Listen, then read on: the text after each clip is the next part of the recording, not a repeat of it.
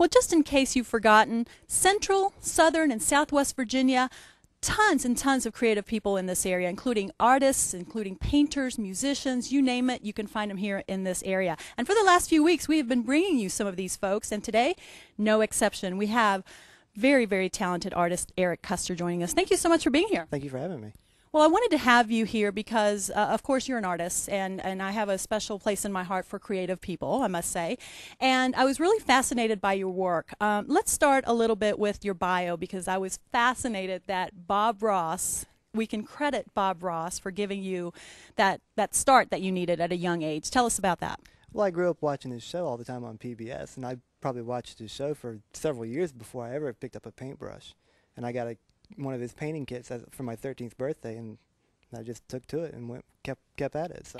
And you went from there. And so I have to ask, how good was that first, starting out?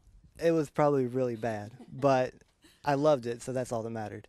Well, you've certainly come a long way since those days. So let's go and talk a little bit about some of your creations here. I want to start here with these to my left. What kind of style are we looking at here?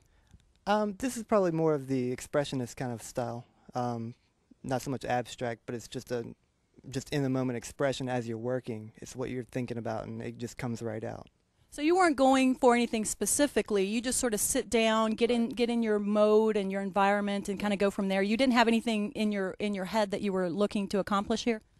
Not a specific idea, probably a feeling. I may have had a bad day or something, just whatever. This is like therapy in a way. You work it out. So. Well, that's true. Music and painting and those kind of creative things are good outlets for that. Wanted to talk about this one over here because you also listed that Salvador Dali was one of your influences, and if I remember my art history in college correctly, he was kind of a little darker and sort of strange with his artwork. Oh yeah. When I was still painting like Bob Ross, I would always add a little something extra into my pieces. So.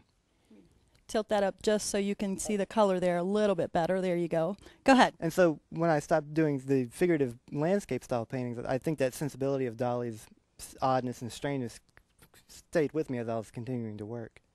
So you do continue to work in that style a little bit, and I mean, was that something you did it just sort of happen, or you liked it? I mean, what kept you going in that direction? Well, I've always been attracted to the odd and the strange, and especially like with his works, they just work on so many different levels of what you're looking at versus what's really going on. Okay, excellent. Want to move over here. Now, we also know that you do photography, so you've got beautiful photography. That's definitely something that is unlimited, I'm sure.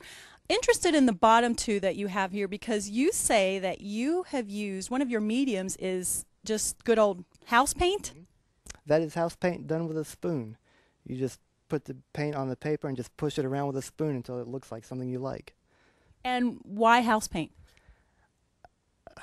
To be honest, I don't remember. I think it was a moment where I just didn't have anything else to work with. Oh, okay. I had some paper laying around. I wanted to do something, and all I had was house paint. So how does that, we have less than a minute here, but real curious, how does that go on the canvas? I've worked with oils. My mom raised us, working with oils. How does house paint work on a canvas? It's actually on paper or wood panels. Okay. These two are on paper, and it's very, very different. For every one I kept, there's probably 20 that got thrown away. So. All right, well, very fascinating. I've never known anyone to work with house paint, so there you go, something different. And, of course, all of Eric's work is on display right now at the Art of Virginia in downtown Bedford, a brand new gallery. And all of these are available for sale if they're interested. So thank you so much for being here. Really enjoy your work. And there is the information. Just write that down. He's on Facebook as well, so lots of good places to go and check out his work. And we'll be right back.